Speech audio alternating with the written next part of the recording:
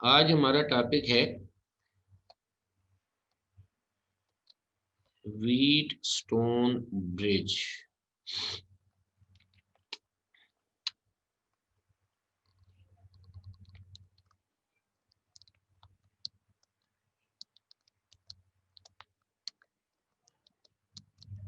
Wheatstone bridge जो है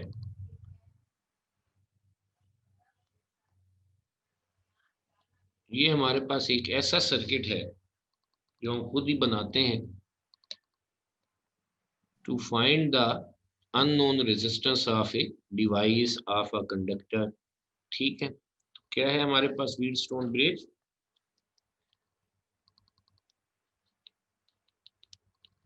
it is a device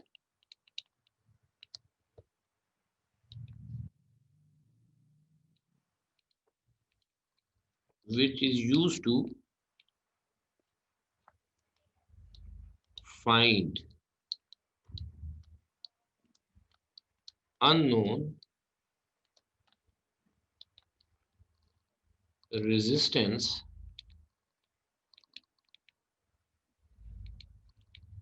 of a conductor or device। ठीक हो, ये हमारे पास है।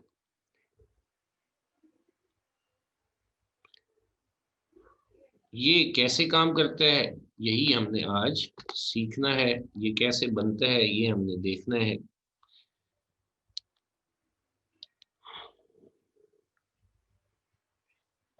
तो सबसे पहले इसमें हमारे पास 4 रेजिस्टेंसेस होती हैं। एक रेजिस्टेंस ये है,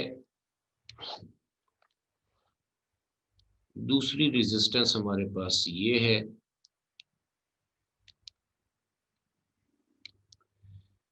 तीसरी रेजिस्टेंस हमारे पास ये है और चौथी रेजिस्टेंस हमारे पास ये है।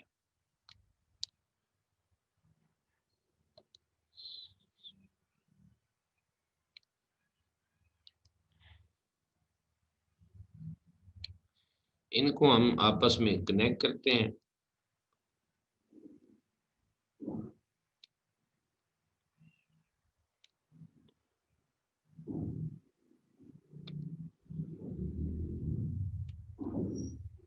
ये इसमें ये जो रेजिस्टेंसेस हैं P और Q, ये दो फिक्स रेजिस्टेंसेस हैं। मैं यहाँ पे लिख दूं कंस्ट्रक्शन।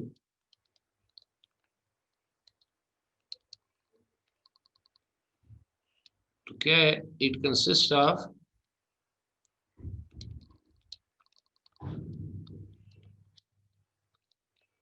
To fix resistances. कौन कौन सी? एक है P ये वाली and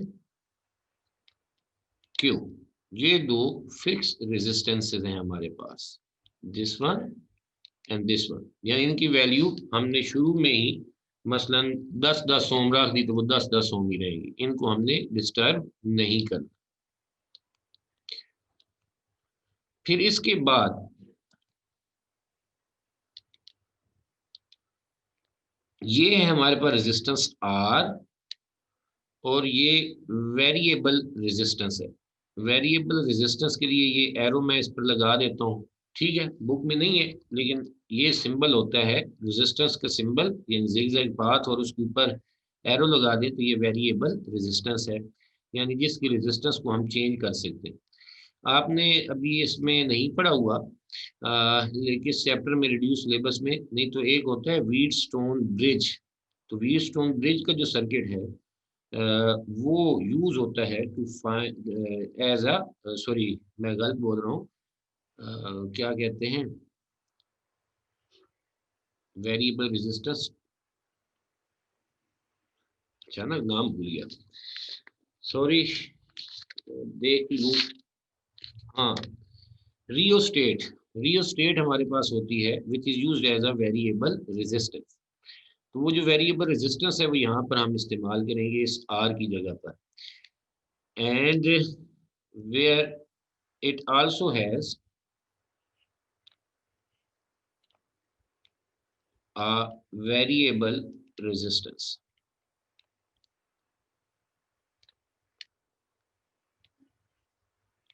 variable resistance capital R, ये आ गया, ये वेरिएबल रेजिस्टेंस होगी।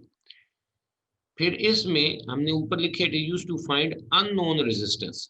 अननोन रेजिस्टेंस जो है वो हम एक्स कह देते हैं और वो ये रेजिस्टेंस है। मसलन कोई बल्ब है उसकी रेजिस्टेंस मालूम करनी है तो हम यहाँ पर कनेक्ट करें। बल्ब के दो टर्मिनल होंगे, एक इधर क्यू के साथ कनेक्ट हो जाएगा और एक आर के साथ कनेक्ट हो जाएगा। Where X is the unknown resistance as shown। फिर क्या किया जाता है, ये पॉइंट है आपकी बुक से के मुताबिक अगर मैं नाम उनके लिखूं तो ये है पॉइंट ए, ये है पॉइंट बी, ये है पॉइंट सी और ये है पॉइंट डी। सही। अब बी और डी के दरमियान हम क्या करते हैं, हम एक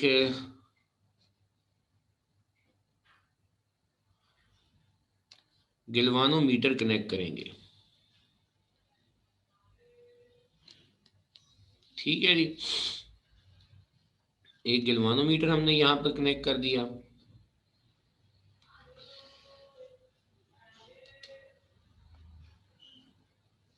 ये बी और डी के दरमियान हमने क्या कनेक्ट कर दिया है, एक गैल्वानोमीटर कनेक्ट कर दिया है।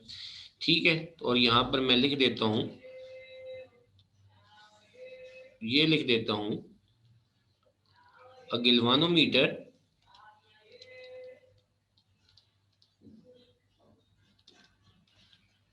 G is connected between its two terminals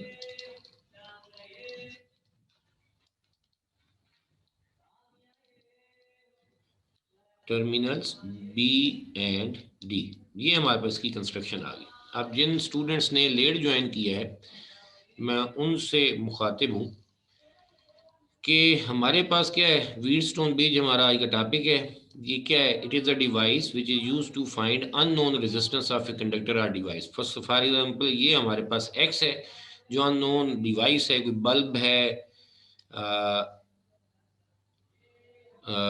कोई हीटर हो गया, कोई भी डिवाइस होगी, कोई वायर होगी, उसकी रेजिस्टेंस अगर हमने मालूम करनी है तो वो हमने ये एक्स यहाँ पर कनेक्ट कर दी। और बाकी स्ट्रक्चर क्या है कि इसमें ये दो रेजिस्टेंसेज हैं पी और क्यू, ये फिक्स रेजिस्टेंसेज हैं, इनकी वैल्यू शुरू में ही हमने फिक्स रखी हुई है। जबकि आर इसमें क्या है, एक वेरिएबल रेजिस्टर है। ठीक है, एक्स अननोन रेजिस्टेंस हो गया और इसके ये जो दो पॉइंट्स हैं बी और डी, इनके दरमियान हम गैल्वानोमीटर लगाएंगे। लेकिन ये रेजिस्टेंस से गैल्वानोमीटर जो करंट डिटेक्ट करता है, अभी करंट का तो कोई मैंने सोर्स लगाया ही नहीं है, तो उसके लिए यहाँ पर हमने बैटरी के टर्मिनल्स कनेक्ट कर दिए, एक पॉइंट ए के साथ और बैटरी का दूसरा टर्मिनल, नेगेटिव टर्मिनल, हमने पॉइंट सी के साथ कनेक्ट कर दिया। बैटरी ऑफ ईएमएफ ई, तो हम यहाँ पर लिख देते हैं अब battery is connected between points A and D. इन दो पॉइंट्स के दरमियान हम बैटरी कनेक्ट कर दी। प्लीज ये अपना माइक ऑफ कर लें। हाँ जी, बताओ भाई, इसकी कंस्ट्रक्शन समझ में आई? यस सर, यस सर, समझ आ गई। चले, अगर ये हमें इसकी कंस्ट्रक्शन समझ में आ गई है तो फिर हम आगे बढ़ते हैं। अब मैं दोबारा ये डायग्राम बना रहा हूँ, जरा गौर से देखिए। सर नोट कर नोट एक मिनट, चले मैं आप जिन्होंने इसकी स्क्रीनशॉट लेनी है वो ले लेना, फिर ग्रुप में बेशक शेयर कर दें ताकि सारे फिर लिख लें। या कोई लिख रहे हैं तो 1 मिनट के लिए मैं रुक जाता हूँ, ठीक है।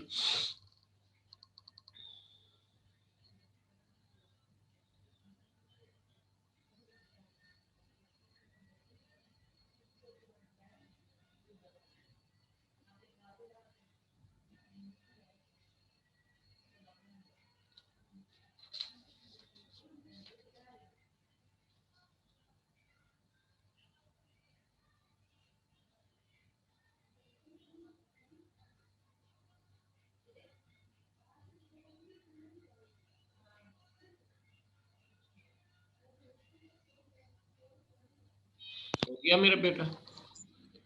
हो गया सर सर। जी, बैटरी बिटवीन सर, पॉइंट्स है सर। जी जी, पॉइंट्स, वो जगह कम थी तो वो पीटीएस लिख दिया।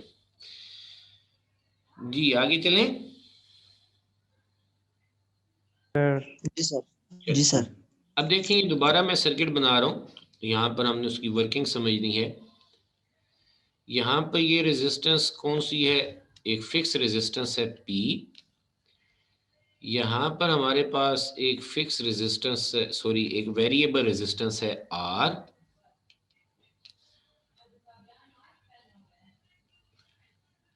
यहाँ पर हमारे पास एक फिक्स रेजिस्टेंस है Q। और यहाँ पर हमारे पास एक अननोन रेजिस्टेंस है X। इस पॉइंट को हमने कह दिया है A, ये पॉइंट है B, this is C and this is point D। A और सॉरी B और D के दरमियान हम एक गैल्वानोमीटर कनेक्ट कर देते हैं, और ये हमने B और D के दरमियान गैल्वानोमीटर कनेक्ट कर दिया। और फिर हम क्या करते हैं, यहाँ पर ये दो टर्मिनल्स हैं A और C, इनके दरमियान बैटरी कनेक्ट कर देते हैं। ये पॉजिटिव टर्मिनल आ गया, ये नेगेटिव टर्मिनल आ गया, और ये हमने कनेक्ट कर दिया इधर। थोड़ी सी एक गलती यहाँ पर है, वो क्या है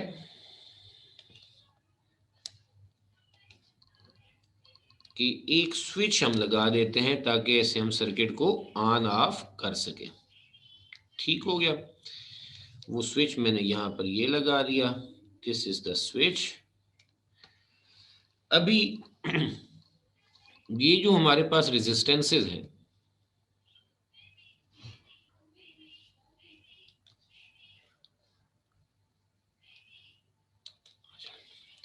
ये जो हमारे पास रेजिस्टेंसेस हैं, इनमें P और Q की फिक्स रेजिस्टेंसेस है। ये नहीं कहा कि इक्वल है, फिक्स रेजिस्टेंसेस है, ठीक है। और यहाँ पर जैसे ही मैं स्विच ऑन करता हूँ, ये मैंने स्विच ऑन कर दिया, तो लाजमी बात है सर्किट में करंट पास करेगा, यहाँ से करंट पास करेगा, यहाँ पर करंट आया। यहाँ पर जब करंट पहुँचता है तो उसके पास दो रास्ते हैं, एक P की तरफ भी है और दूसरा R की तरफ भी है। P की तरफ जो करंट जाता है उसे हम कह रहे हैं I1, और R की तरफ जो करंट जाएगा उसे हम कह रहे हैं I2। ठीक है उमर खान, अभी मैं आपका सवाल लेता हूं, जब ये करंट यहां पर पहुंचता है और ये वाला करंट यहां पर पहुंचता है, तो अब फिर उसके पास दो रास्ते हैं। एक यहां पर जब वो पहुंचता है तो उसके पास दो रास्ते हैं, एक गैल्वानोमीटर की तरफ और दूसरा Q की तरफ। इसी तरीके से ये जो करंट है जब यहाँ पर पहुंचता है पॉइंट डी पर, I2 करंट जब डी पॉइंट पर पहुंचता है तो उसके पास भी दो रास्ते हैं, एक गैल्वानोमीटर की तरफ और एक रेजिस्टेंस X की तरफ। ठीक हो गया। तो अब हमारे पास ये आपने देखना है कि जितना करंट इस गैल्वानोमीटर की तरफ ऊपर से नीचे आ रहा है, उतना ही करंट नीचे से ऊपर भी अगर जा रहा है, तो फिर गैल्वानोमीटर की जो नीडल होगी वो कहाँ पर रहेगी? That will remain at 0। वो ऐसे 0 पर रहेगी, ऐसे 0 पर रहेगी। लेकिन अगर करंट चाहे जो ऊपर से इस गिलवानोमीटर में आ रहा है या नीचे से जा रहा है, तो फिर इनमें एक नेट करंट फ्लो करेगा, जिससे गिलवानोमीटर की नीडल कभी भी डिफ्लेक्शन जीरो शो नहीं करेगी, इधर लेफ्ट पर होगी या राइट पर होगी। ठीक है, तो उस वक्त हम ये कहते हैं, जब गिलवानोमीटर डिफ्लेक्शन शो कर रहा हो जैसे ये सामने है, तो उस वक्त हम कहते हैं कि ये व्हीटस्टोन ब्रिज जो है ये बैलेंस्ड नहीं है। अब हमने क्या करना होता है इसकी वर्किंग में, हमने इस रेजिस्टेंस आर को एडजस्ट करना है। ये वेरिएबल रेजिस्टेंस है, इसकी रेजिस्टेंस को जब मैं चेंज करूंगा, अगर मैं बढ़ाऊंगा तो I2 की तरफ यानी आर की तरफ करंट कम आएगा और पी की तरफ ज्यादा जाएगा। अगर मैं इसे कम करता हूं तो हमारे पास इसकी तरफ ज्यादा करंट आएगा और बी की तरफ कम होना शुरू हो जाएगा।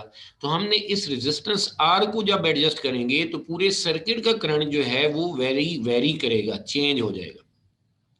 तो हमने इस आर को इस तरह से एडजस्ट करना है कि गिलवानोमीटर की जो डिफ्लेक्शन है वो हमारे पास कितनी हो जाए, जीरो हो जाए। जब गिलवानोमीटर की डिफ्लेक्शन जीरो हो जाती है तो उस वक्त हम क्या कहते हैं कि व्हीटस्टोन ब्रिज जो है ये बैलेंस्ड हो गया है, इसमें नल पॉइंट या बैलेंस पॉइंट अचीव हो गया। उस वक्त हम एक फार्मूला होता है, वो क्या फार्मूला है हमारे पास, मैं इधर लिख देता हूं, x is equal to R Q over P, जो हमने प्रूव करना है। अब इसमें R वेरिएबल रेजिस्टेंस, P और Q ये फिक्स रेजिस्टेंसेस, इनकी वैल्यू हमें नोन होती है, तो फिर ये अननोन रेजिस्टेंस R जो है ये हम कैलकुलेट कर सकते हैं। जी उमर खान, आप बताएं आपका क्या सवाल है। उमर खान, आपने हाथ रेज किया था। Umar Khan, are you listening? चल, शायद उनके नेट का इशू हो। अब दोबारा जरा गौर से सुनिएगा, इसकी वर्किंग क्या है।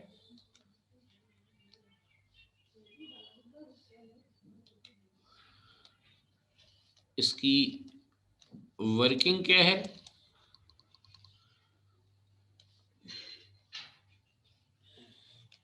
इसकी वर्किंग में सबसे पहले हमने क्या करना है, व्हेन ये स्विच हमने ऑन किया था सबसे पहले, व्हेन जी sir. Switch is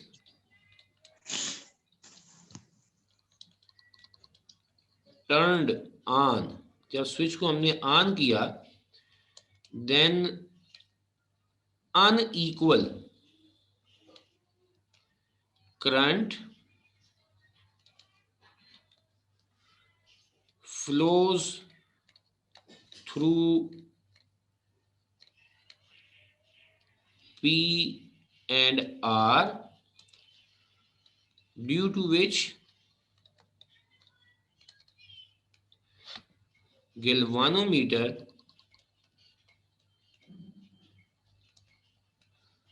shows deflection। ये मैंने क्या लिखा है कि जैसे हमने स्विच ऑन किया तो अभी मैंने आपको बताया यहाँ से करंट, बैटरी एक आई करंट देती है, जो ये पॉइंट ए पर जब वो करंट पहुंचता है तो कुछ पी की तरफ जाता है, कुछ आर की तरफ जाता है। फिर यहाँ पर जब ये I1 जो करंट आ रहा है पी से बी की तरफ, तो ये हमारे पास गिलवानोमीटर में भी पास करेगा, क्यू में से भी पास करेगा। ये जो करंट I2 आ रहा है इस पॉइंट डी की तरफ, तो ये हमारे पास एक्स की तरफ भी पास करेगा और ऊपर गिलवानोमीटर की तरफ भी पास करेगा। ठीक हो गया। अब ये जो दोनों करंट्स हैं जो गिलवानोमीटर में आ रहे हैं, अब क्योंकि ये अनइक्वल करंट्स हैं पी और क्यू की तरफ, पी और आर की तरफ, तो इसकी तरफ भी वो एक जैसे डिस्ट्रीब्यूट नहीं होते, जिसके नतीजे में गिलवानोमीटर जो होता है दैट शो सम डिफ्लेक्शन। ठीक है, अगर ये डिफ्लेक्शन शो कर रहा है तो अब मैं वापस अगर अपने जुमलों को लेके जाऊं तो गिलवानोमीटर का डिफ्लेक्शन शो करने का मतलब ये है कि जितना करंट इसमें ऊपर पी की तरफ से जो आ रहा है और जो डी की तरफ से डिवाइड होकर इसको मिल रहा है, वो हमारे पास दे आर नॉट इक्वल। अगर इक्वल होंगे तो फिर नेट फ्लो ऑफ चार्ज इस गिलवानोमीटर में कितना हो जाएगा, जीरो, क्योंकि both the currents will be equal and opposite, तो net flow of charge through this part of the conductor will be zero. लेकिन यहाँ पर तो गिलवानोमीटर अभी क्या शो कर रहा है, डिफ्लेक्शन शो कर रहा है। तो फिर हम अगले पॉइंट में क्या कहते हैं, हम ये कहते हैं कि यहाँ पर हमारे पास एक वेरिएबल रेजिस्टेंस है आर, इस वेरिएबल रेजिस्टेंस को मैं कम या ज्यादा करूंगा तो उससे हमारे पास पूरे सर्किट को, मसलन आर मैं बढ़ा रहा हूं तो आर की तरफ जो करंट I2 डिवाइड होकर आ रहा है ये क्या हो जाएगा, कम हो जाएगा, और ज्यादा करंट किसकी तरफ जाएगा, पी की तरफ। अगर मैं आर को कम करूंगा तो ज्यादा करंट किसकी तरफ जाएगा, पी की तरफ जाएगा। सॉरी, आर को कम करता हूं तो ज्यादा करंट आर की तरफ आएगा, I2 ज्यादा हो जाएगा और I1 कम होना शुरू हो जाएगा। तो इस तरीके से हम क्या कर सकते हैं, we can change the current of the circuit, और उसके नतीजे में गिलवानोमीटर के अंदर से भी जो करंट पास हो रहा होगा, नेट करंट, वो भी चेंज होगा। तो एक पॉइंट ऐसा आएगा जब गिलवानोमीटर जीरो करंट शो करेगा। जीरो करंट शो करने का क्या मतलब हो गया कि जितना करंट एक डायरेक्शन से आ रहा है उतने करंट उसके अपोजिट डायरेक्शन से आ रहा है, और net current in the galvanometer zero है, और उस वक्त हम क्या कहते हैं, व्हीटस्टोन ब्रिज बैलेंस्ड हो गया। तो सुने क्या है, when we change value of किसकी, variable resistance,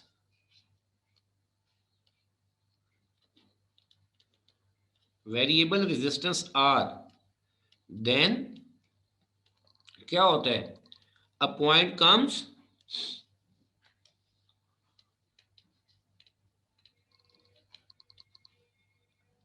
when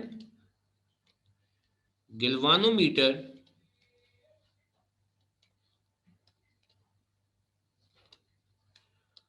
shows no deflection, वो किसी किस्म की डिफ्लेक्शन शो नहीं करता। जब वो डिफ्लेक्शन शो नहीं कर रहा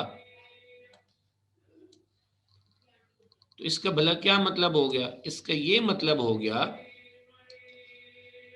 तो उस वक्त हम क्या कहते हैं कि व्हीटस्टोन ब्रिज इज बैलेंस्ड। मैंने ये एब्रीविएशन लिखी है लेकिन आपने पूरा ही लिखना है, व्हीटस्टोन ब्रिज इज बैलेंस्ड। ठीक हो गया जी। और ये जो पॉइंट है, जिस पॉइंट पर ये हुआ है, यानी ये जो सारी कंडीशन अचीव हुई है, इसे हम क्या कहते हैं, that is called the null point. Balanced, और हम क्या कहेंगे, नल पॉइंट इज अचीव्ड। ठीक हो गया जी। अगर ये बातें आपको समझ आ गई हैं तो फिर हम क्या करते हैं, जरा गौर से देखिएगा। Then we will use the formula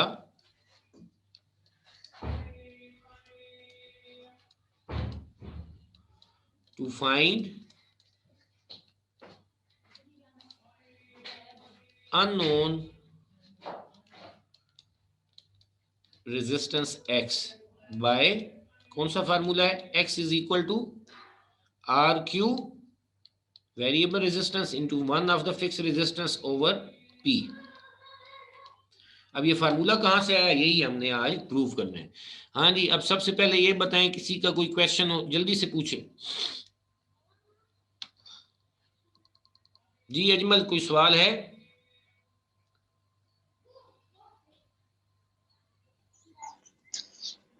sir sir ये होम अप्लायंसेस की रेजिस्टेंस फाइंड करने के लिए भी यूज हो सकता है? किसी भी, कोई भी हमारे पास चीज है उसकी हम रेजिस्टेंस होनी मालूम कर सकते हैं। सिर्फ दो शर्त, एक ही शर्त है, वो क्या है कि जिस चीज की आपने रेजिस्टेंस मालूम करनी उसके दो टर्मिनल होने चाहिए, ताकि एक सी के साथ कनेक्ट हो सके और दूसरा डी के साथ कनेक्ट हो सके। बल्ब हो गया, इस्त्री हो गई, जो भी चीज आपने इस्तेमाल हो, कोई वायर है, कोई रॉड, उसकी रेजिस्टेंस मालूम कर सकते हैं। ठीक है सर, ये वेरिएबल रेजिस्टेंस का फंक्शन थोड़ा समझाइए सर। वेरिएबल रेजिस्टेंस अगर चेंज, वेरिएबल का मतलब पता है? यस सर, चेंजेबल हो जो सर। हाँ, तो ऐसे है जिसे हम चेंज कर सकते हैं। जब इधर मैं आर को चेंज करूंगा तो इस तरफ आने वाला करंट बढ़ जाएगा या कम हो जाएगा। आर बढ़ाऊंगा तो इधर आने वाला करंट क्या हो जाएगा? सर ये बढ़ेगा, चेंज होगा सर जी। अगर आर मैं बढ़ाऊंगा 10 ओम से 50 ओम कर दिया तो यहां से जो करंट आ रहा था, एक इधर जा रहा था यस और एक इधर आ रहा यस था। सर। जब आर बढ़ा दूंगा तो इस तरफ आने वाला करंट डर नहीं जाएगा, कम नहीं हो जाएगा? यस सर, कम हो जाएगा सर, तो कम ठीक, हो जाएगा सर। ऊपर की तरफ वो करंट तो यही आ रहा है। मतलब ये 10 यस सर। एम्पियर, पहले इधर 5 एम्पियर था, इधर भी इधर फॉर एग्जांपल हमारे पास अगर 4 एम्पेयर था, इधर 6 एम्पेयर था, पर आर और बढ़ा दिया तो इधर और कम हो गया, 3 एम्पेयर हो जाएगा, तो इधर कितना हो जाएगा 7 एम्पेयर। अगर आर कम करूंगा यस तो 4 से 5 हो जाएगा, वो भी 5 हो सकते। समझ में आ रही बात? ठीक है। ठीक है यस सर, क्लियर। जी। मेरा सोना किसी और का सवाल, Ajmal are you not in the class? Ahmed यार आपको समझ आ गई? सर जी आ गया सर। ठीक है। हसीब आप क्या कह रहे थे?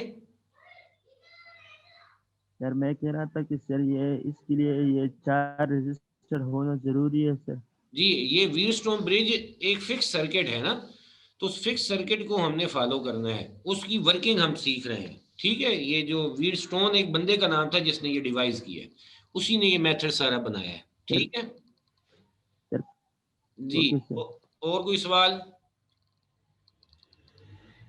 चलें जी, अब हम आगे बढ़ जाते हैं।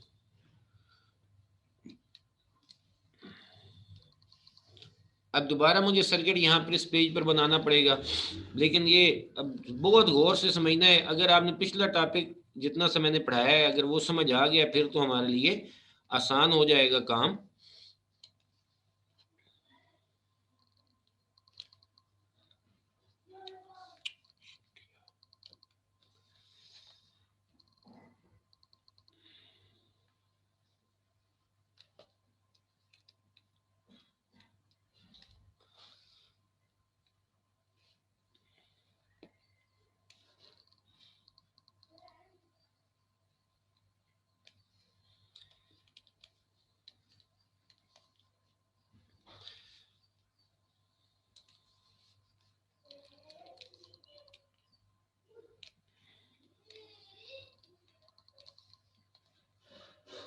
सर आपने 2 बार आर लिख दिया।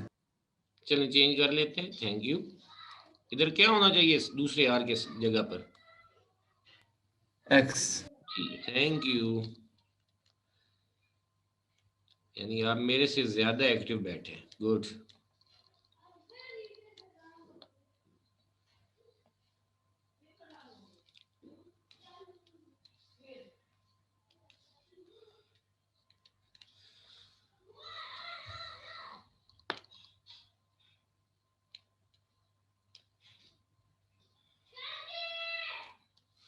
जी अब जरा देखिएगा, यहां से हमारे पास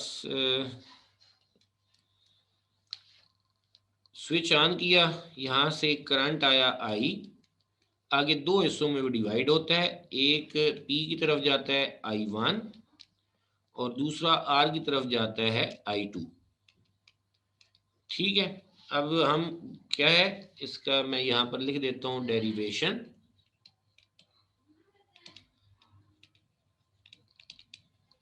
बहुत गौर से समझना यार, सिर्फ टाइम भी थोड़ा है, लेकिन पहले ये जो इक्वेशन हम लिखेंगे इसी को समझना जरूरी है, बाकी तो ऐसे फौरन हो जाना है। अब मैं यहां पर लिख रहा हूं अंडर बैलेंसिंग कंडीशन।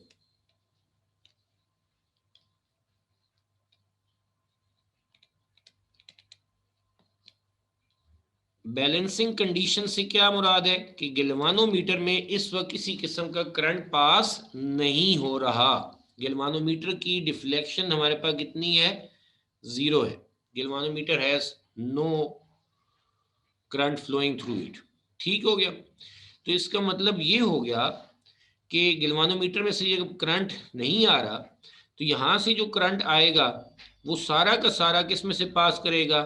वो क्यू में से पास करेगा, गैल्वानोमीटर में से वो पास नहीं हो रहा, यानी क्यू में से भी जो करंट है वो क्या है? I1 है। फिर इसी तरीके से ये जो आर से करंट आ रहा है, वेरिएबल रेजिस्टेंस आर से जो करंट आ रहा है वो भी गैल्वानोमीटर की तरफ नहीं पास रहा, क्योंकि उसमें से करंट 0 है, तो वो सारा करंट किस में से पास करेगा?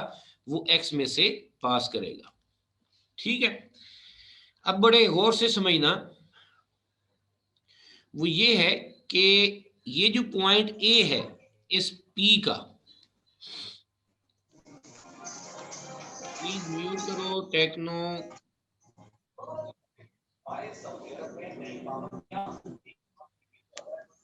आवाज म्यूट करो भाई लड़के। ये देखो ये जो पॉइंट ए है इस पी का और आर का, ये किसके साथ कनेक्टेड है? बैटरी के पॉजिटिव टर्मिनल से कनेक्टेड है। तो इसका मतलब है इस पॉइंट ए पर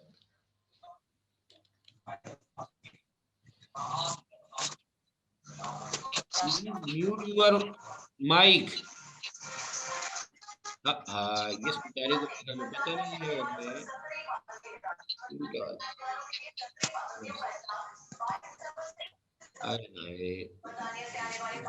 डिस्टर्बेंस हो, चलिए अब सारे ये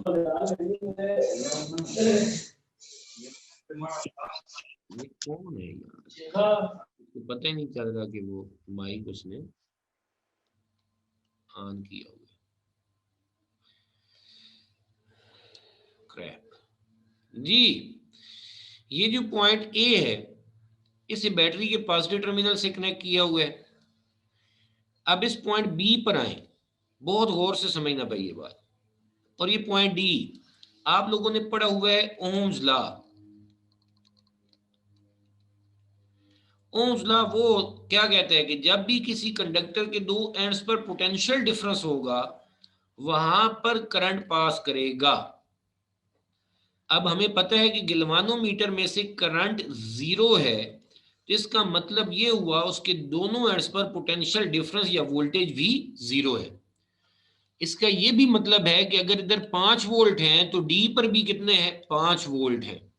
और डिफरेंस वो हमारे पास कितना आ जाएगा, यानी पॉइंट बी का पोटेंशियल और पॉइंट डी का पोटेंशियल का डिफरेंस 0 होने का मतलब है कि पॉइंट बी का पोटेंशियल और पॉइंट डी का पोटेंशियल सेम है।